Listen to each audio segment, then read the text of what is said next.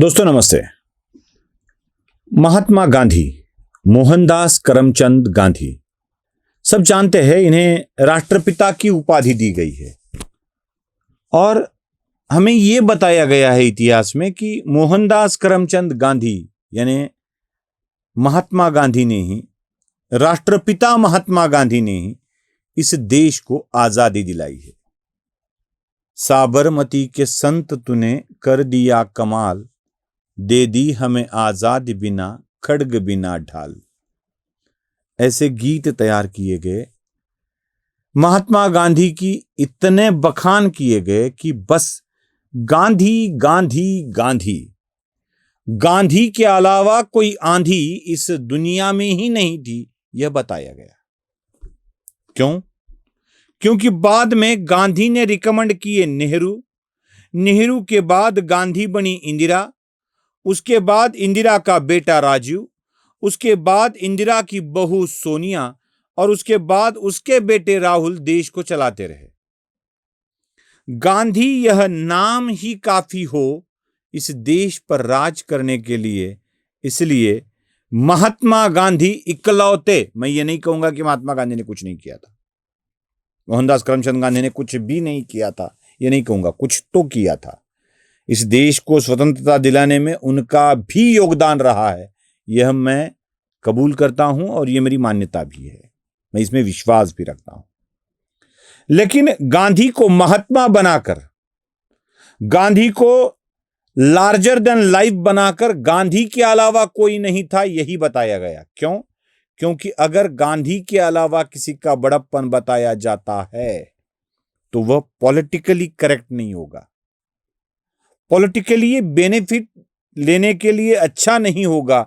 यह जानने वाले लोगों ने, जिन जिन व्यक्तियों ने इस देश की स्वतंत्रता के लिए अपना योगदान दिया, उनको नजरअंदाज कर दिया गया, सीमित रखा गया।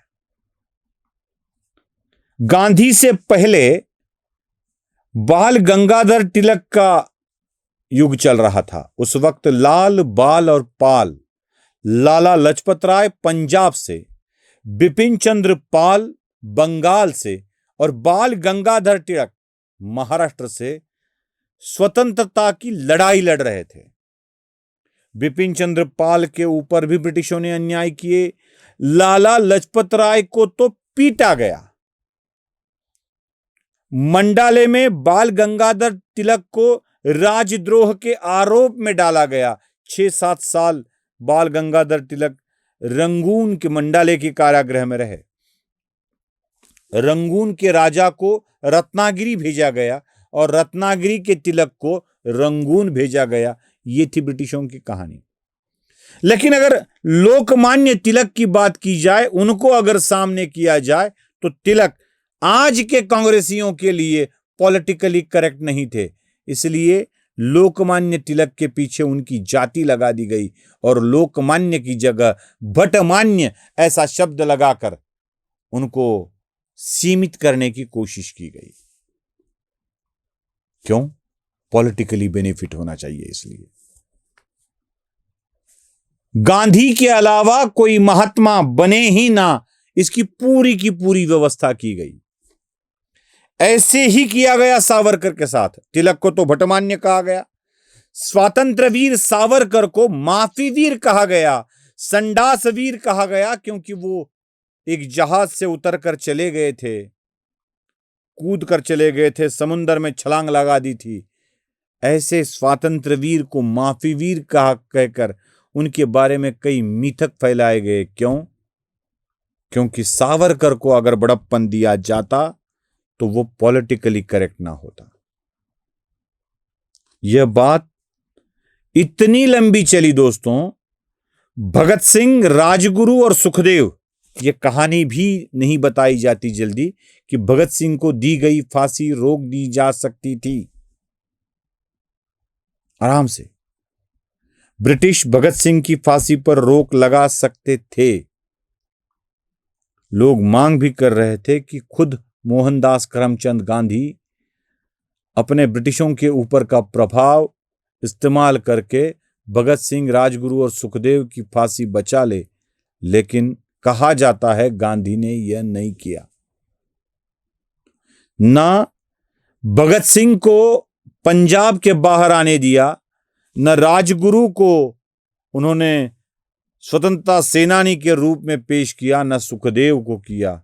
सारे के सारे मर्यादित कर दिए गए। उनकी जाति का जानबूझकर उल्लेख किया गया। क्या राजगुरु, सुखदेव और भगत सिंह, इन तीनों का योगदान कुछ भी नहीं था? क्या उनको दी गई फांसी व्यर्थ थी? सोलापुर की घटना जान लीजिए। जिस सविनय कायदा भंग आंदोलन को शुरू किया था, उस आंदोलन में सोलापुर के 4 नौजवान सहभागी हुए थे। 12 जनवरी 1931 को उनको फांसी दी गई। कौन है ये 4 हुतात्मा? कितने लोग जानते हैं इस देश के कि देश को स्वतंत्रता मिले इसलिए 4 जवान शहीद हो गए। सोलापुर में इन 4 लोगों का पुतला बनाया गया और वहां के एक नाट्यगृह को हुतात्मा स्मारक मंदिर का नाम दिया गया। क्या राष्ट्रीय स्तर पर इनकी छवि को अच्छा किया गया? नाम मैं बता देता हूं, पुतले देख लीजिए। कुर्बान हुसैन, मलप्पा धनशेट्टी, किशन सारड़ा और जगन्नाथ शिंदे, इन 4 व्यक्तियों ने अपना बलिदान दिया। क्या इन 4 व्यक्तियों को क्यों आगे नहीं लाया गया? क्या सिर्फ गांधी ने बलिदान दिया? क्या शेट्टी, सारड़ा, हुसैन, शिंदे, इनका योगदान नहीं था? भगत सिंह, राजगुरु, सुखदेव, इनका भी योगदान नहीं था? राम प्रसाद बिस्मिल का योगदान नहीं था? चंद्रशेखर आजाद का योगदान नहीं था? लोकमान्य तिलक ने कोई योगदान नहीं दिया था? क्या जेब कतरे थे इसलिए सावरकर जेल चले गए थे?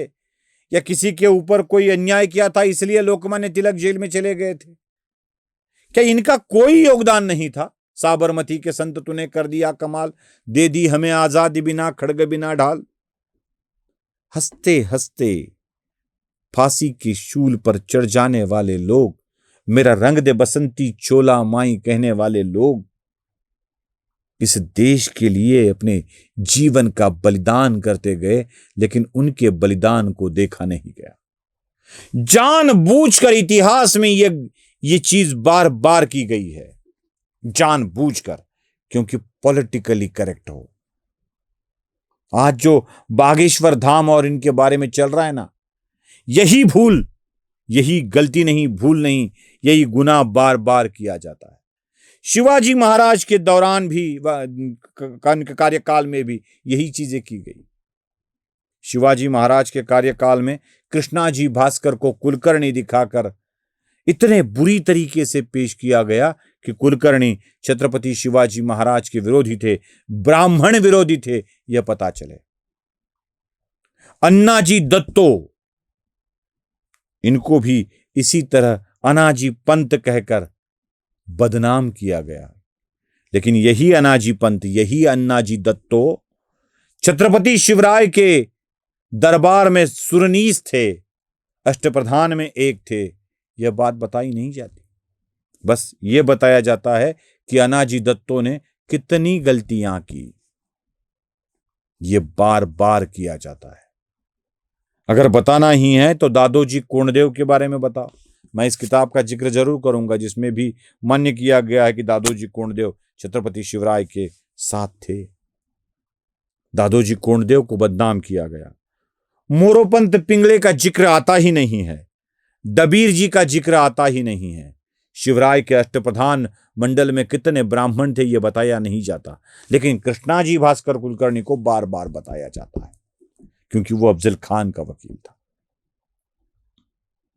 अन्नाजी दत्तो के छत्रपति शिवराय के बाद के वर्तन के बारे में बार बार बोला जाता है क्योंकि वो पॉलिटिकली करेक्ट नहीं है उनको शिवाजी महाराज के साथ दिखाना।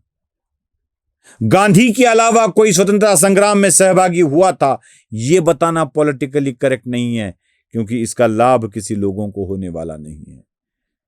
इसीलिए ऐसी मीथक कथाएं, मीथक बड़प्पन बढ़ाया जाता है। ये बात याद में रखिए। नमस्ते।